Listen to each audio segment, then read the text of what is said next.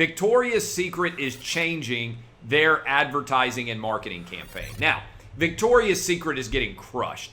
Part of the issue is they have the malls and the stores in the malls, and they've been closed for a long time, and people have shifted their shopping online to a large extent.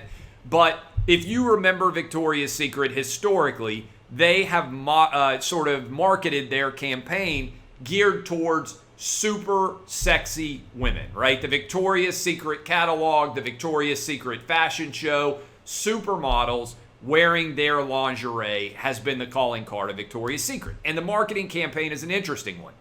Do you want to sell sexiness to men and women, or do you want to sell average women, and I put average women in quotation marks, to women and sort of take back some of the sex appeal associated with Victoria's Secret? It's a big marketing campaign decision. What I would focus on is this. It's amazing how many people who think America is awful continue to cash in a massive degree with American capitalistic institution. We've talked about Colin Kaepernick in the world of sports, but how about Megan Rapinoe? Megan Rapinoe is now one of the faces of Victoria's Secret's new underwear campaign. Megan Rapinoe, like Colin Kaepernick, has derided America as being an awful place. And I want to focus on Rapinoe in particular here, because Rapinoe, in my opinion, has totally whiffed on an opportunity to uplift American values and spread them around the world. Let me explain what I mean. Did you know that if you look at the Women's World Cup Bracket Challenge every year when it comes out, and if you put the two countries side by side and pick a winner, you can pick the winner of a Women's World Cup match almost exclusively just by figuring out how much freedom women have in the countries. A lot of people want to talk about, hey, how come U.S. women are so much better than U.S. men? It's because U.S. women have freedoms that most women around the world don't have. So men tend to have the ability to have their athletic excellence recognized even in countries where freedoms are not very pronounced. Women do not.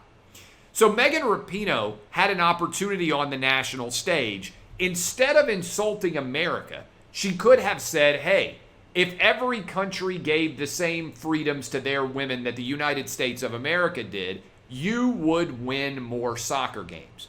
We should be that shining example, that city on the hill, that perfect representation of equal rights for other countries around the world. If you want your daughters, if you want your wives, if you want the women, your granddaughters, the women in your country to excel athletically, then you need to give them the full-on freedoms that men have. We have done that in the United States.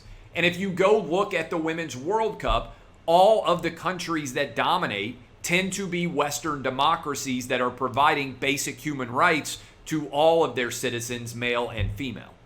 Instead, Megan Rapinoe refused to visit the White House. She derided our entire country on the national stage and on the global stage. And now she's cashing in massively by becoming one of the faces of the new Victoria's Secret campaign. Now, again, I'm a capitalist. I don't begrudge anybody making as much money off of their talents as they possibly can. In fact, I want that to happen for everybody around the world. I want the entire world to have a market-based capitalistic economy. But isn't it amazing that some of the people who deride and insult American capitalism the most, like Megan Rapinoe, are cashing in the most? Can you think of any other country in the world where you can become fabulously wealthy by talking about how awful the country is, and all of these companies just throw dollars at you like crazy? That, to me, is what is going on right now with Megan Rapinoe and Victoria's Secret. I think that is the story that is not getting as much attention.